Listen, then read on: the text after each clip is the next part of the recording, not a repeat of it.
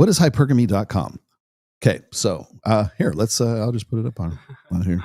What is hypergamy.com? Now, remember, this is seeking using hypergamy as a selling point for their matchmaking, right? Seeking arrangements, right?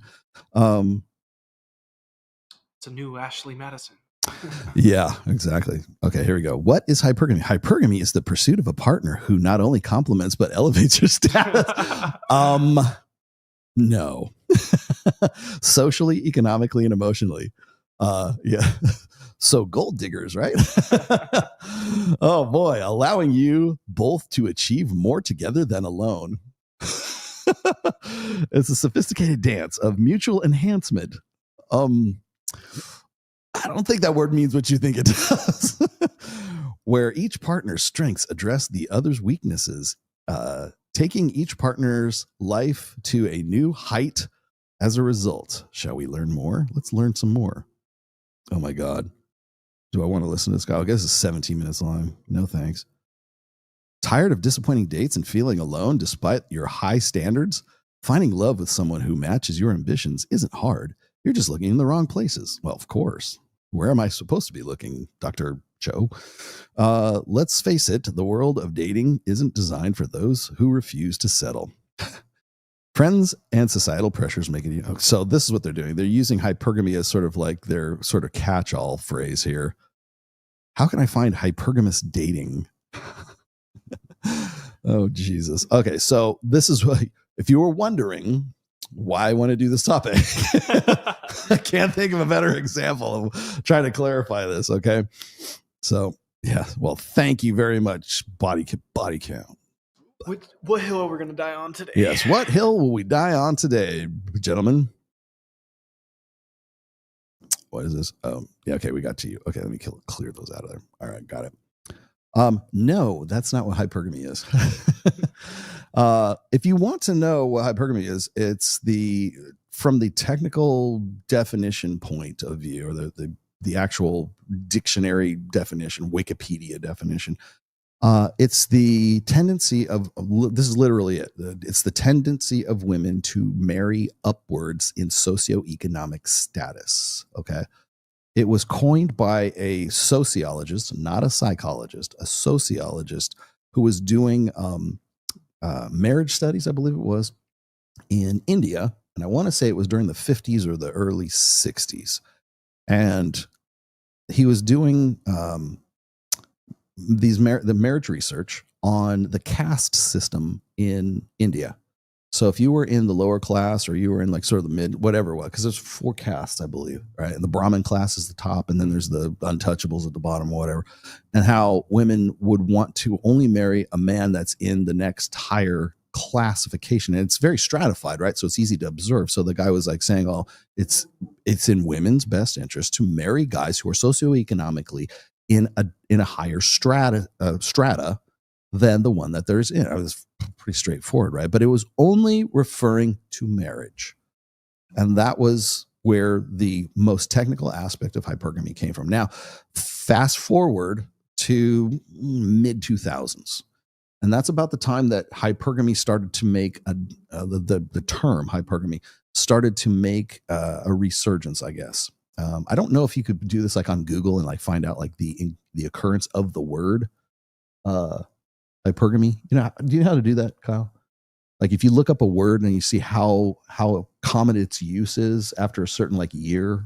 Oh, I'll find it. I forget how you do that, but it's on Google though. I'm sure it is. But the idea is this: is like right around the time that the seduction community came into vogue, hypergamy started being used again. But it wasn't being used in terms of just marriage. It was also being used in terms of alpha fucks and beta bucks. And so when I refer to hypergamy, that's the definition that I'm using. It's an expanded version of hypergamy. And I've been trying to really make it more normalized or more common, I guess, really since the mid 2000s. I would say at least 2006. I could probably go, maybe I should. I should probably go back to the SoSwap forum and do a search of my name and then the instance of the word hypergamy and find out what the earliest instance of me using it. I would say it's probably 2004 to 2006, somewhere in there. And but we were using it in an expanded definition. So were we using it in terms of the marriage? Yes, absolutely. But there was also the other side of this, which was we were comparing this to women's arousal. Like, what is it that women want? What is women's innate mating strategy or sexual strategy, right? Alpha fucks and beta bucks, short-term sexual benefits versus long-term security benefits, right? Long-term security benefits being beta bucks. So you've got provisioning, protection, and parental investment. I've been harping on that for a long time until even Dr. David Buss started picking up on that shit. Okay. I remember the day, somebody sent me a video of Jordan Peterson. Now, this is before Jordan Peterson was Jordan Peterson, but he was doing these talks, and not TED Talks, but there's some like college talks. And he was talking about hypergamy, and he actually used hypergamy in the sense that I had been using it, and really guys in the seduction community had been using it for 15 years by that point. And I was just like, oh, thank God, it's catching on, right? And the reason why we said that is because women don't just marry up. But the thing is that everybody wants to use marriage as the litmus test for every fucking thing. That's why I brought in, was it Charlie Kirk and Officer Tatum on, and there's more guys, of course, from TPUSA. And I brought them on, and I deliberately put those videos in the introduction, because we use marriage as the litmus test for everything. That's the definition. That's the delineation. If you get married, it's a success. And I hate that right now, because that does not define a mating strategy. The fact that you formalized monogamy with a woman through the form of marriage, by the way, it doesn't have to be Christian marriage. It could be Asian marriage. It can be, Judeo, whatever, Abrahamic, whatever. The Christians, you don't have a freaking lock. You don't have a monopoly on marriage, okay? Marriage was happening long before Christ showed up on the scene, okay? It is a formalization of monogamy. And so, and I'll get into that here in a little bit, but like when we're talking about marriage, where there's this absolute fixation on the beta buck side of hypergamy. So when I'm talking about hypergamy, I'm saying the alpha fucks and beta bucks, the confluence of those two, the looking for, the attempted looking, I guess, the seeking of a balance between those two. So when women are looking for like the total package, they're looking for the guy who's hot, fun in bed, got a fucking 9-inch and is like ripped, has 6-pack abs, is tall, the 666 thing, that whole thing, the things that make her aroused, the things that make her want to fuck, alpha fucks. Finding that guy and finding the perfect combination of that guy who also loves his mom, comes from a good family, makes a good chunk of change, is funny, is invested in her, wants to have kids, likes puppy dogs, loves Disneyland, rainbows, ice cream cones, all that other shit. Everything else is going to be ride or die. He's going to be the protector, the provider, and parentally invested in all of their offspring. Finding that guy as the perfect combination, that the unicorn guy, that's the balance. That's the holy grail of hypergamy, is finding that perfect confluence of alpha fucks and beta bucks. Never do those guys meet in the same person, right? And if they do, they don't meet at the time that woman wants him to be in that position. So that's how you get like things like when like Ross and Rachel from Friends, like, wait for me until, if we're both single at 30, then I promise I'll get married to you then. That's some fucked up shit. You know why that's fucked up? Because women go through their party years, and they go through their hoe phase, and they go through their peak sexual market value and their peak agency long before guys do.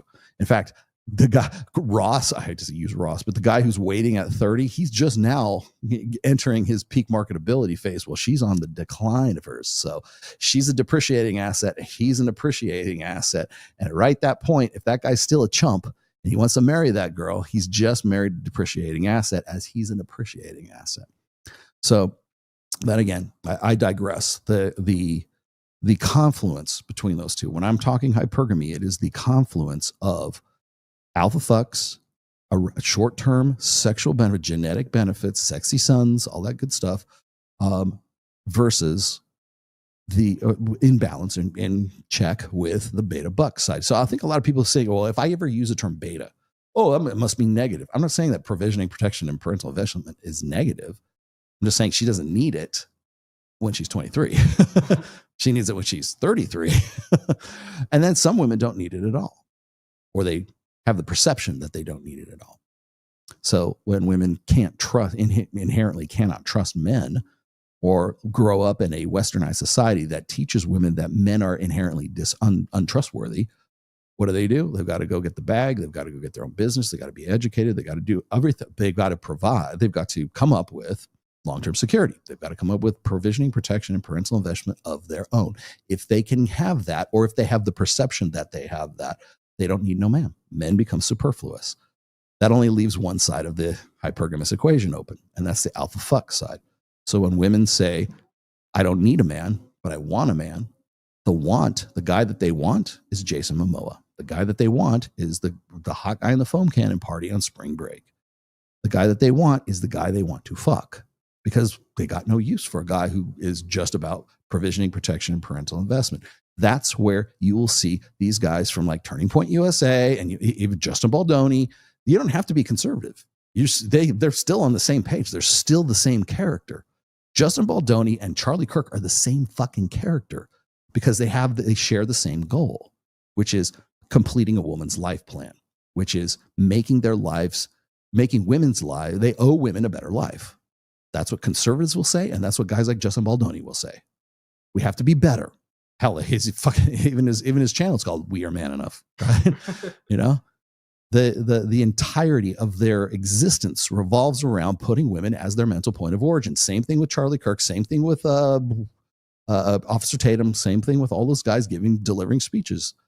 You're not Charlie Kirk. You're not allowed to buy video games until you can make sure that your woman is a woman of leisure and she's a kept woman. Then you can go buy Space Marine 2. Fuck you. And as a guy who has kept my wife successfully for going on 5 years right now, as I was saying before, that day never comes because there's always something more, man. Like, what was it? I think it was Pook on the Sociological forums once said this. He said, the surest way to ruin a woman is to give her everything she wants. That's the surest way to destroy your marriage. Give your wife everything she wants. Of course, now everybody and I guarantee you there'll be somebody in the comments or somebody in the chat right now who'll go, yeah, well, the same goes for men. Your mental point of origin is women. Because that's the first thing that jumped into your brain. Your mental point of origin is women. Yes. You know what's crazy? When I was searching for the chart, for some reason can't find it. Mm-hmm. I find one of your SVM or SMV things from 2014, but I had to scroll all the way down. I used to own hypergamy as like a Google phrase or a Google term for a long time. Yep. Let's see. What does Sergio want from me?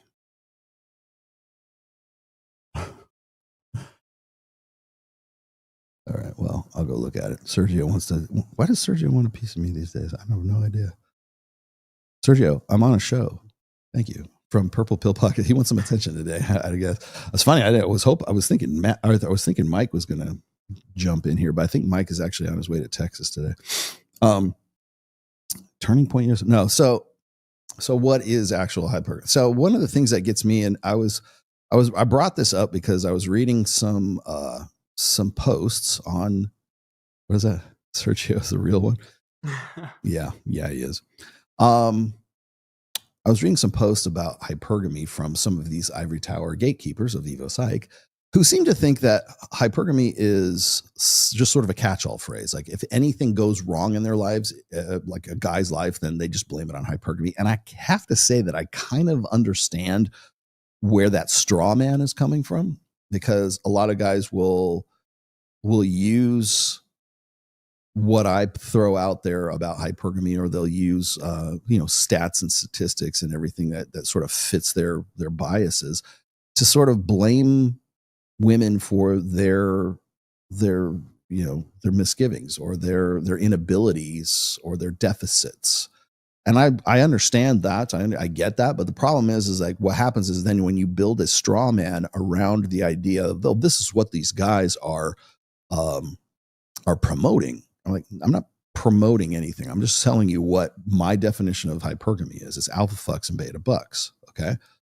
And just in the same way that women want to marry up, women don't marry a man, they marry a lifestyle. That's hypergamy 101. Like women want to marry into a better life than what they have. The problem is that before men get married, they get this message that says you owe women a better life, and you could better not get a fucking or off your entire life until you are financially stable enough to go out on a date, pay for the date, and it should be made a criminal offense if you like have to split the bill, right? Of course, most men today are getting, conflicting messages from women and from these dumbasses, right? And I'm also of the opinion that men should actually pay for a date. However, I'm not saying you're going to have to make sure that your crypto bag is up around $1 million before you go out and you fucking get your sucked. Okay. I'm also of the opinion that if after 3 dates, if she's not interested in sex, move the fuck on. And that's not about fucking anything on 2 legs or looking for easy bitches or anything like that. It's about determining interest. Another aspect of hypergamy, right? If she's not that into you, look elsewhere. But it kills me when I listen to these guys and they're talking about, well, you need to get yourself financially stable, and you need to have a car, and you need to have you need 50 head of goat, and you need 4 cows, and you need you need to go on a peace with a pheasant. Where the fuck are we living here? Right? I mean, do these guys actually I don't think any of these dudes at Turning Point USA has ever fucked a chick. I'm still amazed that Christians actually reproduce these things. I really am. I mean, according to these dudes, anyways. But these are the same dudes. These are the same people who get rolled by, Lily Phillips, who they still want that prodigal daughter returneth, right? And, one more thing that Rollo was right about. This guy. I mentioned that Lily Phillips had to have gotten the idea to fuck 100 guys in 24 hours from people like Bonnie Blue and Annie Knight, right? Sure enough, within the day after, I think it was Monday after last show, last Monday after last show, another video comes out, and it's both of them together, and they're both at the door, and they've got this line of guys who want to come in and fuck them. And they have this gangbang thing set up. I don't know if they're trying to break a record or whatever, but this is the same girl who will go to spring break and want, with preference, fuck guys who are 18-year-old virgins, 18-year-old virgin guys. So they're not going the route of all the teachers in the United States. They're actually doing it the right way. At least people, they're immoral and decadent and degrading and degenerate. At least they're banging 18-year-old guys, which you can't say about the teachers who are the 78 or so of them that have been indicted or have been facing charges of statutory in the United States. At least they're more responsible than the teachers who are teaching your kids. Does that make them moral? No, it doesn't. But you know what? At least they have, you know what? That's a bridge too far. I won't go over that. But so the 18-year-olds and then frustrated men who are in marriages who want to cheat on their wives, they go to the front of the line. But then the video comes out and good old Lily Phillips is right there. And everybody says, I hope she has a change of heart. I hope she comes back to the fold. No, she's not.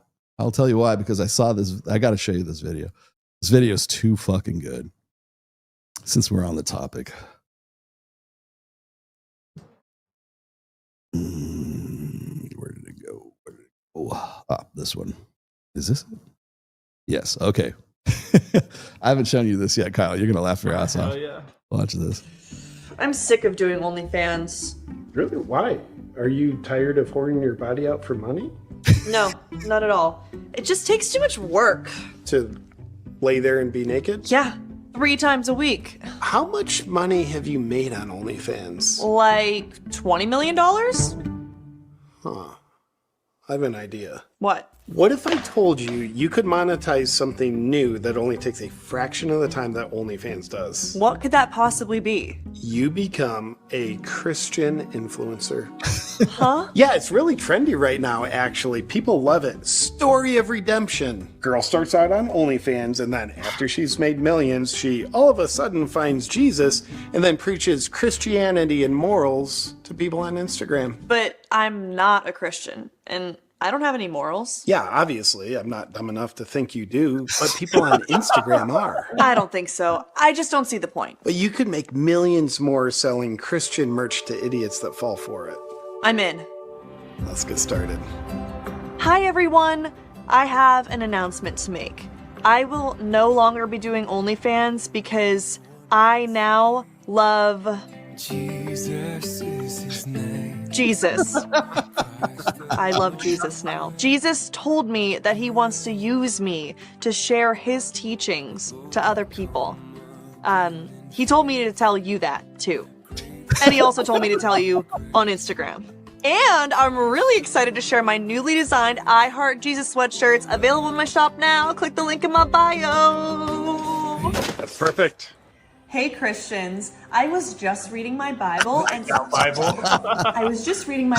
it occurred to me that you should be asking yourself, how can I best be serving God right now? And my new leather cover Bibles with my face on them are available in my shop. Click the link in my bio if you love Jesus. Got some comments coming in. Praise God you found Jesus. You go, girl. Your story of redemption is so powerful. It's working. All right, now people love a Christian woman that raises her own chickens. You ready? Yep. No. Remember, keep your clothes on for this content. Does it really matter? Kind of does. Yes. Whatever. All right. Yeah, give me that heel up one more time. We are saved by grace alone. Gross. Okay. I found Jesus because of you. You're such a good role model.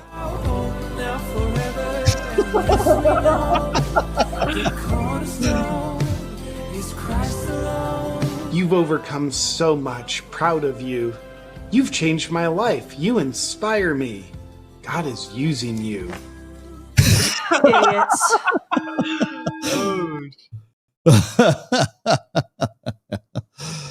Okay, I think that puts the final fork in all of that. If that doesn't get you, I don't know what else does.